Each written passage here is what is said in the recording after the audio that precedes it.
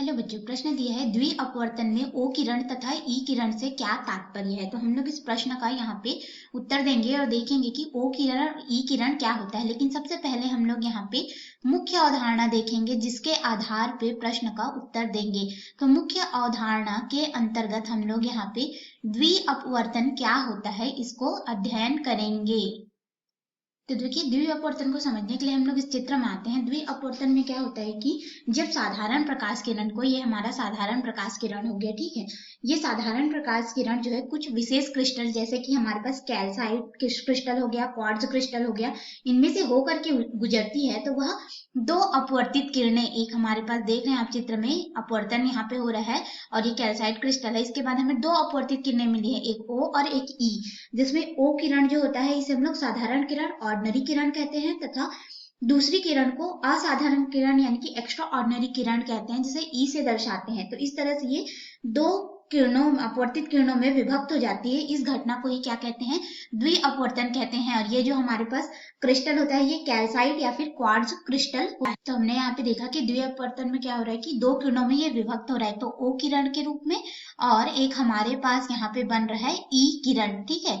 ई किरण के रूप में यहाँ पे यह जो अपवर्तित किरण है वह विभक्त हो रहा है। तो हम अब यहाँ पे इस मुख्य अवधारणा के आधार पे देखेंगे कि हमारा जो मुख्य प्रश्न है ओ किरण तथा ई किरण से क्या तात्पर्य है। तो आइए अपने मुख्य प्रश्न में चलते हैं और सबसे पहले हम लोग यहाँ पे देखेंगे कि ओ किरण जो है वह क्या होगा द्वि अपवर्तन के अंतर्गत। तो ओ किरण को हमने अभी अभी देखा, ऑर्डिनरी रे के नाम से जानते हैं, ठीक है।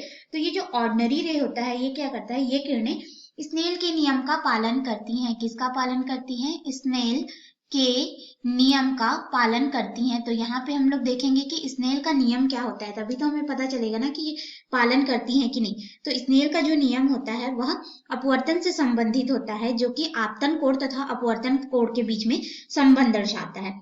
तो आपतन कोण क्या होता है कि यह किरण जो आपतित हो रही है वह इस लंब यानी कि जो अभिलंब होता है ये तल और इसके मध्य में इस तरह से अगर 90 अंश का कोण बना दे तो यहाँ पे ये जो कोण बनाता है उसे हम लोग कहते हैं आपतन कोण।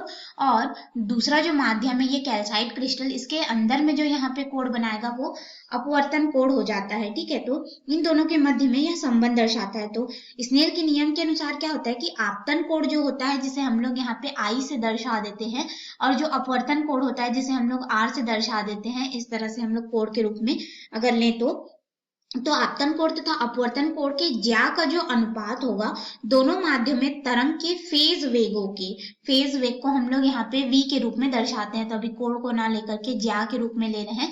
तो हम लोग सबसे पहले यहाँ पे फेज वेग देखेंगे। तो जो फेज वेग होगा पहले के लिए वो v1 हो जाता है, दूसरे के लिए हमारे पास यहाँ पे फेज वेग v2 हो जाएगा, ठीक है, दूसरे यानी कि उस माध्यम के लिए। तो अपवर्तन एवं आपतन कोणों के ज्या का अनुपात दोनों माध्यम में तरंग के फेज वेगों के अनुपात के बराबर या फिर दोनों माध्यमों के अपवर्तनांक के अनुपात के व्युत्क्रम के बराबर होता है। तो हमने ये जो नियम बोला इसको अगर हम लोग देखें तो ज्या के बराबर यानी कि साइन थीटा 1 हो जाएगा बटे यहाँ पे साइन थीटा 2, यहाँ पे अनुपात बोला गया है।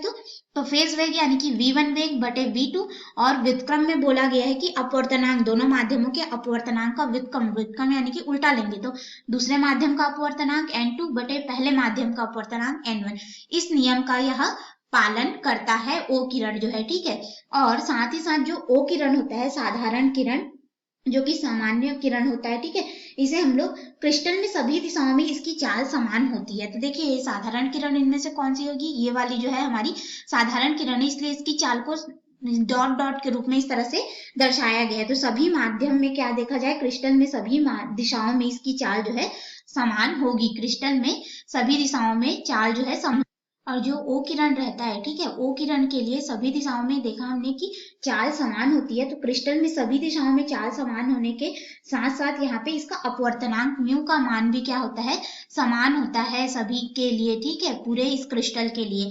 और साथ ही साथ जो हमारा यहाँ पे ओ किरण होता है, इस किरण के कंपन का जो आपतन होता है, कंपन का आपतन हमारे पास में आपतन तल के लंबवत तल में हुआ। अब हमने देखा कि ओ किरण क्या होता है, अब हम लोग यहाँ पे आ जाएंगे ई किरण के रूप में, ठीक है। तो ई किरण हमारा क्या हो गया, एक्स्ट्रा ऑर्डिनरी किरण या फिर असाधारण किरण। तो इसको हम लोग इस चित्र के माध्यम से देखते हैं। तो देखिए ये हमारा साधारण किरण था, अब ये हमारा एक्स्ट्रा ऑर्डिनरी किरण यानी कि ई किरण हो जाएगा, ठीक है, असाधारण किरण। तो ई किरण क्या होता है कि ये किरणें जो है स्नेल के नियम का पालन नहीं करती हैं। स्नेल के नियम का पालन नहीं करती कहने का मतलब, इसके लिए अगर हम लोग माध्यम में देखें तो ये जो आपतित जो किरण है, ठीक है, आपतन कोण और इसका जो हमारे पास यहाँ पे अपवर्तित कोण है, ठीक है, इनके जो ज्या का अनुपात होगा वो समान नहीं होगा और इसके फेज वेगों का अनुपात भी समान नहीं होगा, साथ ही साथ इसके जो अपवर्तनांक है उसके अनुपात का व्युत्क्रम भी यहाँ पे समान नहीं होगा।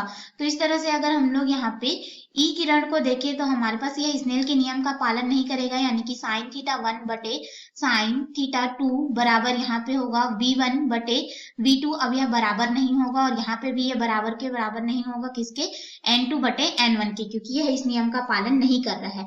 और क्रिस्टल में भिन्न दिशाओं में इसकी चाल जो है भिन्न होती है, जैसा कि आप चित्र में देख सकते हैं। यहाँ पे ये जो है इस तरह से किरण जा रही है तो यहाँ पे इसकी चाल अलग होगी, यहाँ पे जो चाल होगी वो अलग होगी। इस तरह से क्या होता है कि ई किरण में भिन्न दिशाओं में अगर हम लोग यहाँ पे देखिए, क्रिस्टल में भिन्न दिशाओं में इसकी चाल भिन्न हुई। देखिए क्रिस्टल में क्या हो रहा है कि भिन्न दिशाओं में, साथ ही साथ जो अपवर्तनांक होगा, ठीक है, म्यू हमने जो देखा यहाँ पे वो भी भिन्न होगा, इसीलिए यह स्नेल के नियम का पालन नहीं कर रहा है और ये अनुपात इसका क्या मिला हम लोग को, जो है बराबर नहीं प्राप्त हो रहा है। तो ये क्या हो जाएगा, म्यू का मान यहाँ पे असमान होगा या फिर हम लोग कह सकते हैं कि भिन्न होगा, तो इसे हम लोग असमान ही अभी दर्शा देते हैं यहाँ पे। और साथ ही साथ यहाँ पे जो इसके कंपन का आपतन तल के समांतर होता है, किसका, ई किरण का जो कंपन है वह आपतन तल के समांतर होता है। यानी कि देखिए ये क्या है कि इस तरह से हमारे पास ये जो किरण आ रही है इसमें कंपन इस तरह से हो रहा है, ठीक है, तो यहाँ पे भी किरण क्या है उसी तरह हो रहा है, यानी कि एक दूसरे के क्या हो गए, इस तरह से समानांतर हो गए, अर्थात हमारे पास यहाँ पे ई किरण का जो कंपन है आपतन तल के समांतर होता है। तो इस तरह से हमने अपने प्रश्न का उत्तर दिया कि ई किरण क्या है और साथ ही साथ हमने यहाँ पे देखा कि ओ किरण क्या है। आशा है आपको इस प्रश्न का उत्तर समझ में आया होगा।